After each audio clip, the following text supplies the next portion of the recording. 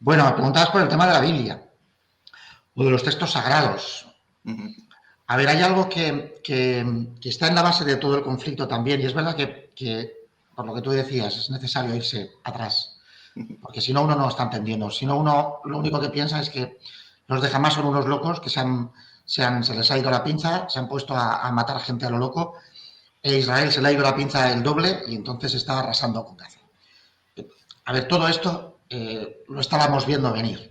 Cualquier persona que siga este tema desde hace un mínimo de tiempo podía intuir que la situación en los territorios ocupados y particularmente en Gaza era de una olla a presión a punto de estallar. En cualquier momento iba a estallar. Por múltiples razones. Porque es un bloqueo irrespirable desde el año 2006, cuando se produce la retirada de los colonos de la Franja de Gaza, pero al mismo tiempo acompañada de colonos judíos.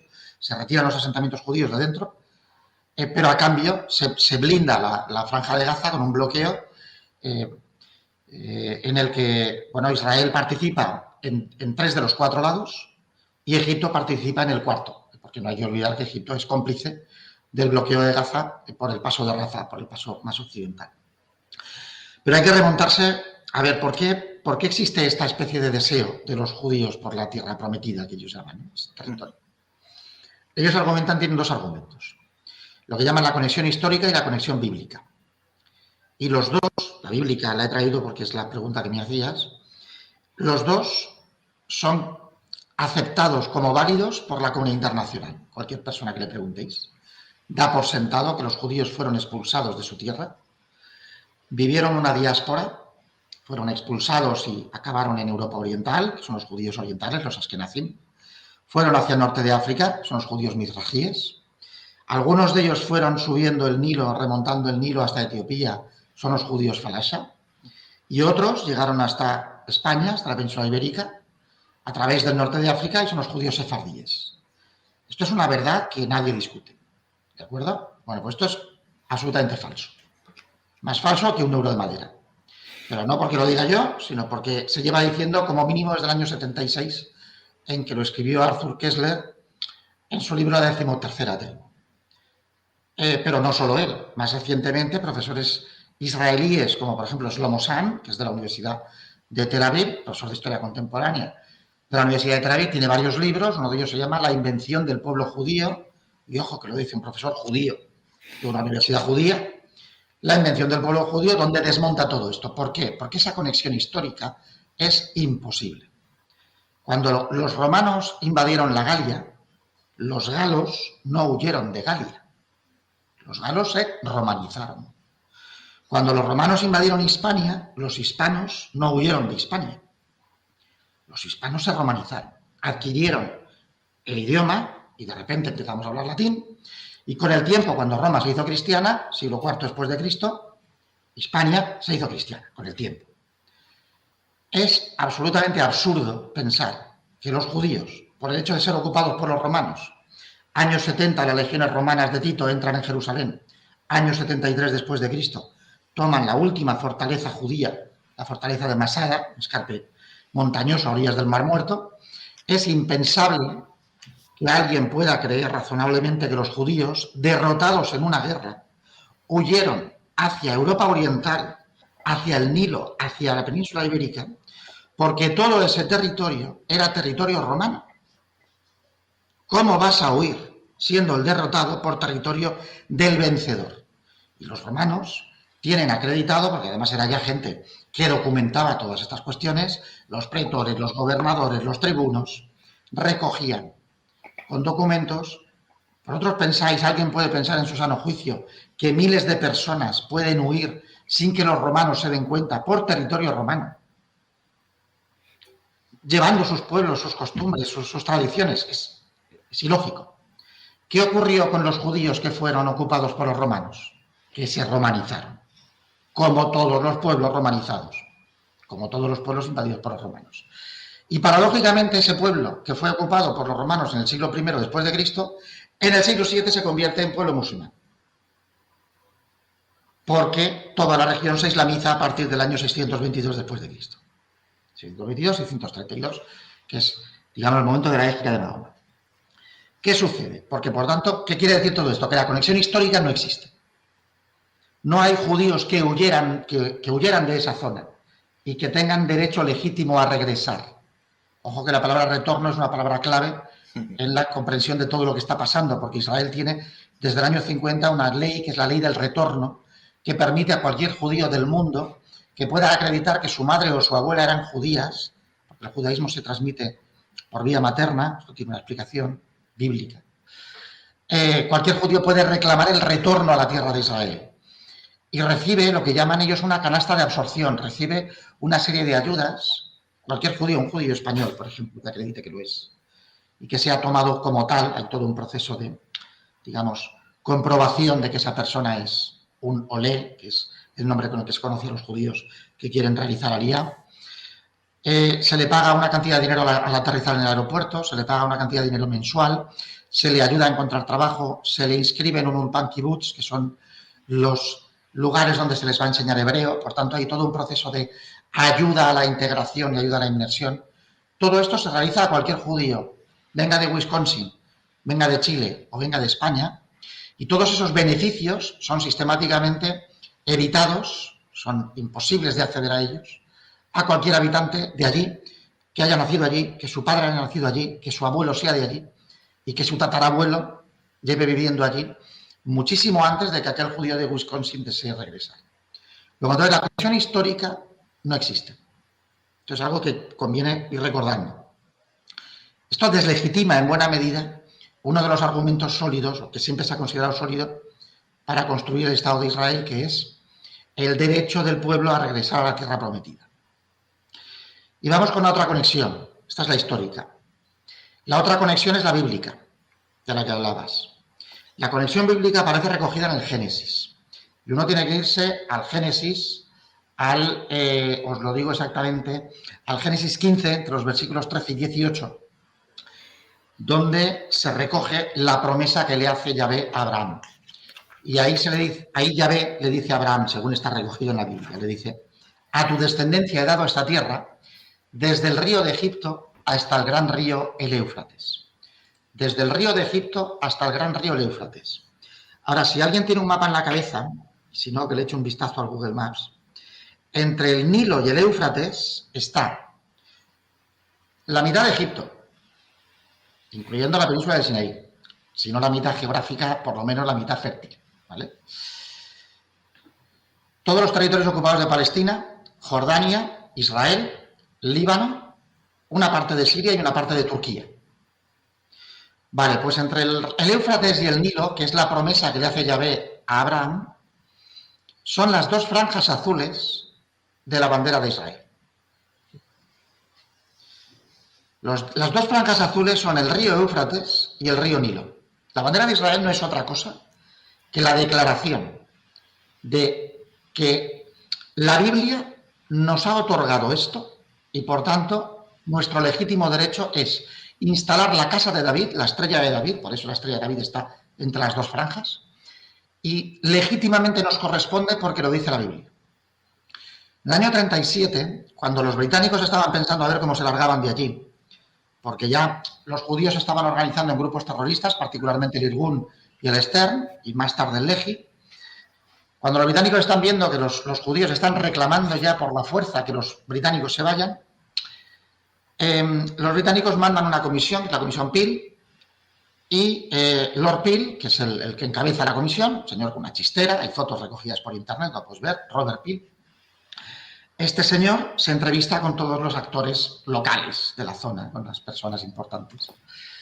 Y le dice a David Ben Gurión, que os lo he traído antes aquí, se convertirá en el primer ministro de Israel, pero en ese momento es el vicepresidente de la Agencia Judía para Israel, con base en Londres, y le preguntan: a ver, los turcos, los otomanos, dicen que cuando alguien tiene derechos sobre una tierra, ellos tienen un documento que es un kushan, lo que nosotros llamaríamos una escritura de la propiedad, un documento que dice que las tierras de no sé quién están aquí y allá y lindan con estas y con estas otras. Y le pregunta a David Ben Gurión: ¿cuál es el kushan, cuál es el documento de propiedad que puede esgrimir el pueblo judío con respecto a esta tierra? Y David Ben Gurión le cuenta, tal y como recogieron los cronistas de la época, le dice: la Biblia es el sacrosanto título de propiedad del pueblo judío sobre la tierra de Israel. Cuando alguien pone ese argumento encima de la mesa, no hay discusión posible. Porque no hay una discusión lógica, racional, ni mucho menos científica, sobre la Biblia. La Biblia es un documento en el que creen las personas cuya religión se sustenta en la Biblia, que son los cristianos para el Antiguo y Nuevo Testamento y los judíos para el Antiguo Testamento, la Torá, los 5 libros del Antiguo Testamento, los 5 primeros libros. Luego, la Biblia no es un documento que pueda servir para legitimar nada, salvo que alguien diga, como lo dice la Biblia, pues esto me pertenece. Pero esto no es un sinsentido, o sea, porque además sería un caso único en el mundo.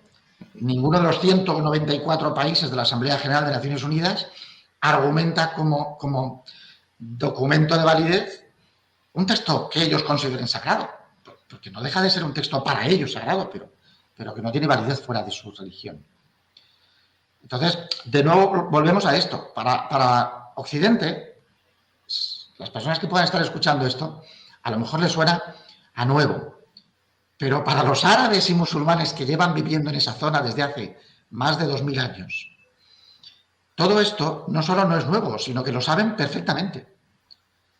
Entonces, cuando a veces nos preguntamos por qué nos atacan, que era la pregunta que se hacían los estadounidenses después del 11S, tendríamos que ser conscientes de que el relato, como se dice, el discurso histórico que se ha vendido en Occidente es muy distinto del discurso histórico y político que conocen nuestros vecinos de la otra orilla, los del sur y los del este del Mediterráneo. Y si no entendemos cómo están leyendo ellos la historia y cómo a nosotros se nos ha dado una lectura de la historia absolutamente parcial en la que los buenos son los de piel blanca y los malos, pongámosle además calificativos de terroristas, son cualquier otro que no sea de piel blanca, pues si no entendemos eso, entonces no estamos entendiendo nada. Basta con comparar lo que está ocurriendo en Ucrania y lo que está pasando en Palestina y cómo ha reaccionado de manera muy distinta unos países y otros ante una ocupación ilegal e ilegítima, que las dos lo son.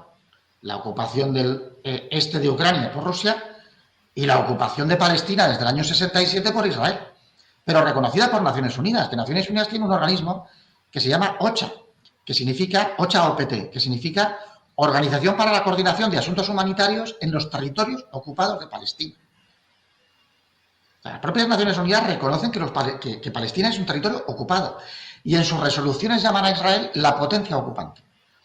Luego nadie puede rasgarse las vestiduras diciendo es que no sabíamos esto, es que cómo íbamos a imaginar.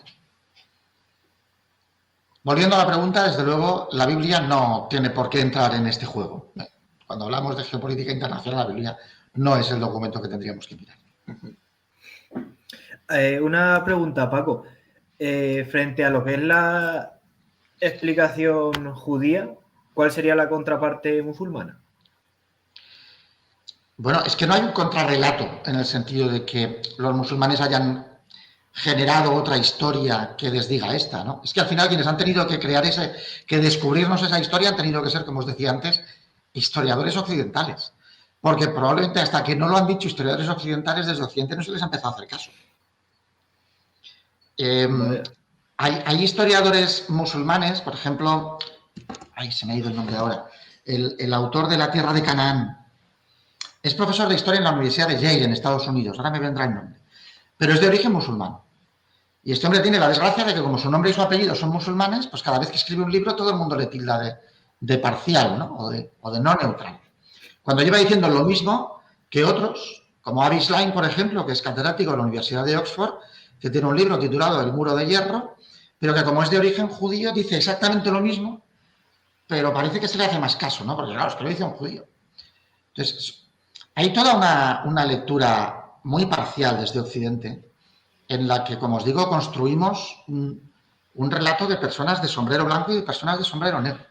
Personas que están legitimadas, que son los nuestros, y personas que no están legitimadas ni en el discurso que hagan ni en su contrarrelato. Como os decía, no es que haya un relato distinto por parte de los musulmanes, es que es impensable, como os decía antes, que pueda existir esa conexión histórica.